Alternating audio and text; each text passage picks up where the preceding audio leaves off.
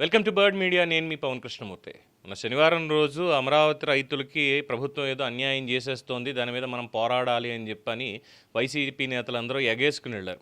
సరే, రాళ్ల దాడి, కోడిగుడ్ల దాడి జరిగింది అంటే ఆ దాడికి సంబంధించి సపరేట్గా మాట్లాడుకుంది. ముఖ్యంగా మచిలీపట్నం మాజీ ఎమ్మెల్యే పేర్ని వెంకట్రామయ్య ఎలియాస్ పేర్ని నాని మీద మాత్రం చాలా తీవ్రమైనటువంటి ఒక అలిగేషన్ ఆయన మీద నిన్న పడింది. ముఖ్యంగా అమరావతి రైతులే, అక్కడ ఉన్నటువంటి వాళ్ళే వీళ్ళు మాట్లాడుతుంటే చాలా అసభ్యకరమైనటువంటి పదజాలంతో పేర్ని నాని మాట్లాడడం, దానికి అదే రీతిలో ఇంకా మాట్లాడితే వైసీపీ భాషలోనే అక్కడ ఉన్నటువంటి ఆ సామాన్యుడు కూడా మాట్లాడుతూ చివరాఖర్లో సరే 2 ఏళ్ళు మీరేం చేశారు ఇది అన్నటువంటి పాయింట్ వచ్చినప్పుడు బాగానే ఉంది, కానీ చివరాఖర్లో కాపుల ద్రోహి పేర్ని నాని గారు అక్కడ కూడా గౌరవంగానే మళ్ళీ ఒరయ్యనో గిరయ్యనో ఇంకోట ఏం మాట్లాడలేదు, చాలా చక్కగా పేర్ని నాని గారు కాపుల ద్రోహి అని మాట్లాడేశారు. ఎందుకు ఇలా? ఒకసారి వీడియో చూడండి. కాపుల ద్రోహి అవును, మీరున్నారు కాబట్టి మీరున్నప్పుడు ఏం చేశారు? కాపుల ద్రోహి పేరు నాని గారు చూసారుగా. నిన్న ఇన్ఫ్యాక్ట్ ఇంకా మాట్లాడాలంటే ఈ ఉండవల్లి సెంటర్లో చాలా ఉద్రిక్తత నెలకొంది. వైసీపీ నేతల పేరు నాని, అంబటరాంబాబు, లేళ్ల అప్పిరెడ్డి వీళ్ళందరినీ కూడా కాపు సామాజిక వర్గ నేతలు అలాగే సామాజిక వర్గ ప్రజలు అందరూ కూడా అక్కడ అడ్డుకున్నారు.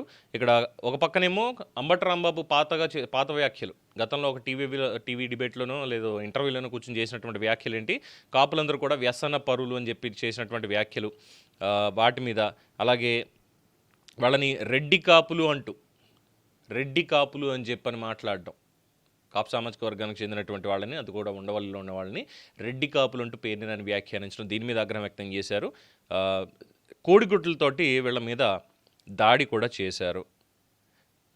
కాపుల ద్రోహి అనేందుకైతే ఇక పేరుని నాని నిన్న తర్వాత మాట్లాడినటువంటి మాటలు నేను సభ్య సమాజానికి చూపించలేను, కనీసం వినిపించలేను, నేనైతే వినిపించలేను, అటువంటి వ్యాఖ్యానాలు కూడా అక్కడ చేయడం జరిగింది.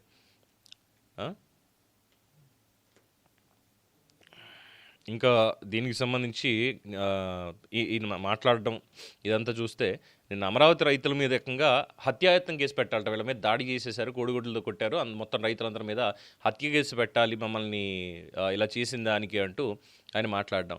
ఇక తర్వాత అక్కడి నుంచి తిరిగి వచ్చేస్తుంటే పక్కన ఉన్నటువంటి వాళ్ళు కూడా ఏంటంటే, రే బాబు బండి తీసుకురంటారా నాయుడు గారి మీద మళ్ళీ రాళ్ళేస్తారేమో, అక్కడ కూడా కాస్త అసభ్యకరమైనటువంటి ఒక పదజాలాన్ని వాడడం జరిగింది. కానీ అంటే మొన్న జరిగినటువంటి ప్రహసనం మొత్తంలో అసలు వైసీపీ వాళ్ళకి లేదు పేరు నాని వీళ్ళందరికీ ఏమర్థమైంది?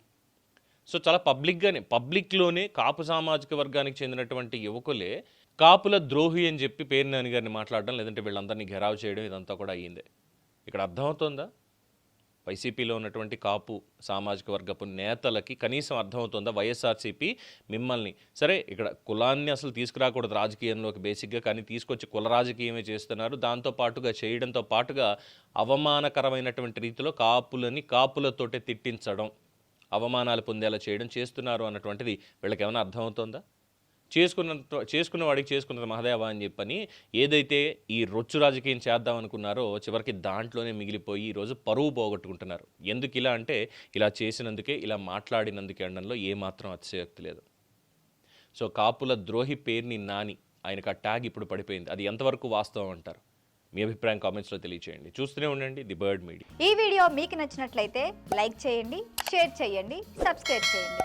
మరిన్ని అప్డేట్ల కోసం మా వాట్సాప్ ఛానల్ను ఫాలో చేయండి.